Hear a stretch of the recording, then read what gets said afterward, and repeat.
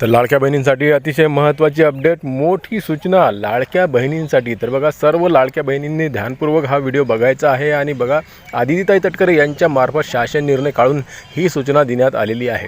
काय आहे ती सूचना, कशा प्रकारची आहे माहिती, संपूर्ण माहिती आजच्या व्हिडिओमध्ये आपण घेणार आहोत। नमस्कार, मी देवानंद गव्हांदे आणि आपण बघत आहात टेक्निकल मराठाजी।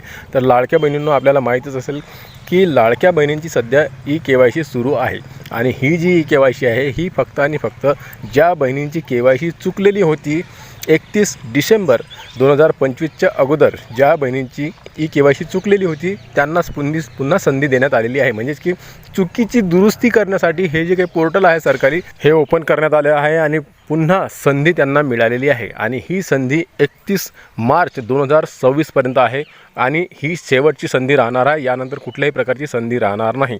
तर आता लाडक्या बहिणींनो, एक गोष्ट समजून घ्या, ती माहिती काय आहे, सूचना काय आहे, की सूचना हीच आहे की ज्या बहिणी KYC करत आहेत, म्हणजेच की चुकीची दुरुस्ती करत आहेत त्यांना, आणि ज्या बहिणी याच्यानंतर त्यांना संधी मिळणार आहे, ज्यांची KYC राहून गेलेली होती, त्यांनासुद्धा ही सूचना महत्त्वपूर्ण आहे। कारण की आता ही आखरी संधी राहणार आहे, शेवटची संधी राहणार आहे। याच्यानंतर तुम्हाला कुठल्याही प्रकारची संधी मिळणार नाही आहे। यामध्ये जर का तुम्ही चुकलात तर मग मात्र तुम्हाला या योजनेपासून वंचित राहावं लागणार आहे। म्हणजेच की आता ज्या बहिणी KYC करत आहेत, ज्यांची KYC दुरुस्ती करण्याचं काम ते करत आहेत, त्या पुन्हा जर यामध्ये चुकलात तर मग मात्र त्यांना आता या योजनेमधून बाद व्हावं लागणार आहे। त्यांना कुठल्याही प्रकारची संधी मिळणार नाही।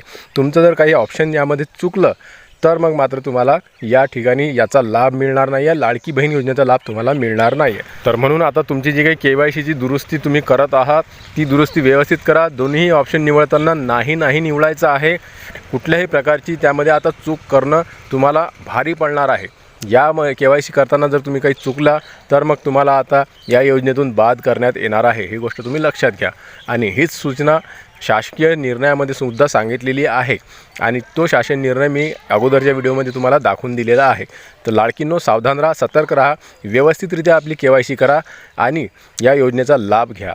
तर व्हिडिओ आवडल्यास लाईक करा, भेटूया पुन्हा नवीन एका व्हिडिओमध्ये। तोपर्यंत जय महाराष्ट्र।